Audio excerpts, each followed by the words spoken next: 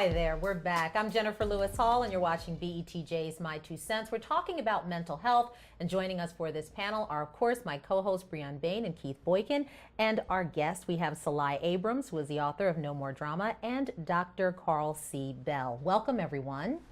Thank you. This time around, and I want to know this because we were saying this is a good question. Poor mental health versus stable mental health, good mental health. What does that look like? I mean, Sil Lai, there's so much that we're learning about in your book. You dealt with suicide and alcoholism and a lot of things in your life. But I want to begin with you, doctor. What does it look like to have good mental health? Because I think sometimes people equate, someone homeless on the street or someone who's down and out, talking to themselves, ranting, raving. There's a lot more to know. What can you tell us in a microcosm?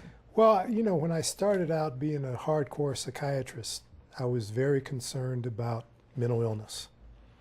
And then as I've gotten older and older and older and older and older, it's now clear to me that rather than focusing on those risk factors, yes, I need to be focusing on the things that strengthen and protect people. Okay. Because the research is very, very clear. A lot of people have a lot of problems, a lot of problems, but they don't succumb. The drive home statistic that I like to give is 20,000 out of 100,000 people get depressed. 8,000 out of 100,000 attempt suicide, but only 20 out of 100,000 kill themselves. So there's got to be something protecting all those people who don't commit suicide. And psychiatry has done something very, very stupid. We have focused on the deficit illness model. What does that mean to the layperson? I don't know the definition. People who are mentally ill, we focused on the suicide completions. Okay. Instead of focusing on what kept. I mean, I would like to know myself, how do you know if there are some glaring warning signs that you should be looking at when you say, you know what, either I'm drinking too much or this is not normal behavior? Anytime you're social, occupational, and anytime you're not functioning well, you're in trouble. Okay. And I would like to interject that even when you're functioning well, that's really open to interpretation, because when I was going through a lot of issues in my life, I looked like I had it all together. I looked exactly like I did now, except what was going on, that dialogue in my head was completely off. And so in my case, when I attempted suicide at the age of 24, I was modeling. I had a child. By all intents and purposes, everything looked fine, but I was also a functional alcoholic. And when I was given psychotropic medication by a primary care physician who judged me based upon my appearance. And then when I was sexually assaulted one night after drinking, Prozac and drinking don't mix. No, they don't. And next thing you know, I'm in a psych ward for 5 days. So I think for me, when I define mental health, like M. Scott Peck said, the dedication to reality, it's an ongoing dedication to reality at all costs. So for me as a recovering addict and all the other issues I've gone through, I have to be very cautious about, am I slipping into fantasy-driven mindset? Right. What is this fantasy-driven mindset you're talking about? I mean, because a lot of how do you know if you're slipping into it or not slipping into it in the first place? Well, when I say fantasy, I don't mean, woo-woo out there kind of fantasy. I'm talking about what I want is more important than what is. So for me, being strong-willed, I'm going to will something to happen. All the signs are there. This isn't working out, but I'm going to keep going. And there comes a point where that becomes a problem. A lot of people say it's just tenacity or determination. Some of the new age thinkers will tell you, if you will it, it will be.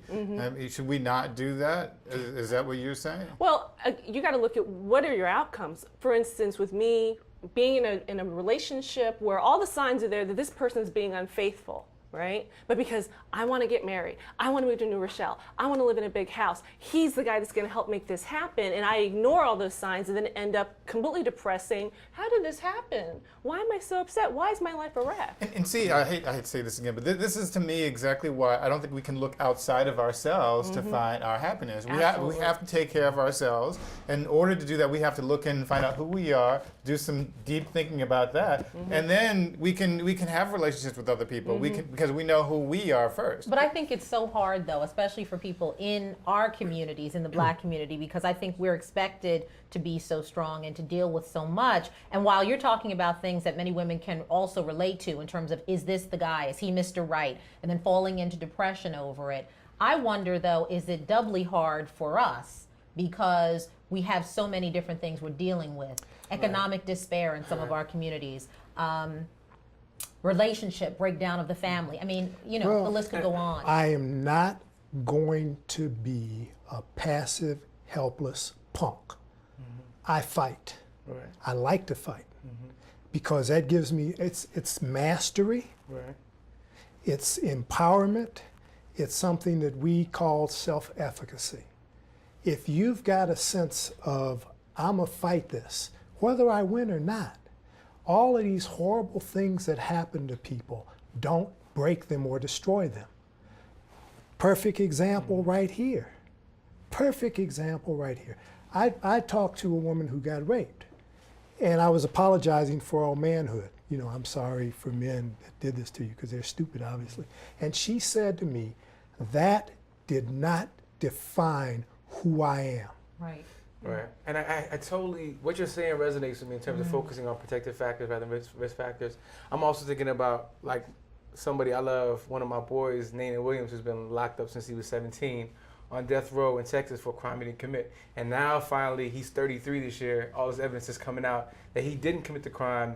The police department in Houston actually, played with the records, and it's happened so many times. And for him being locked up throughout his 20s, most of his reproductive years, it's hard to not focus on his particular situation. He's a fighter and he's fighting. But how much can you fight? There. I mean, and how much can you fight? And realistically, I think that's even a question. And I'm interested to know, when does helplessness then actually weigh on your mental health? Because if it's not what you said before, helplessness certainly probably could get you there. But we'll find out. We'll be right back. Stay tuned. You're watching My 2 Cents. Males have entitlement dysfunction.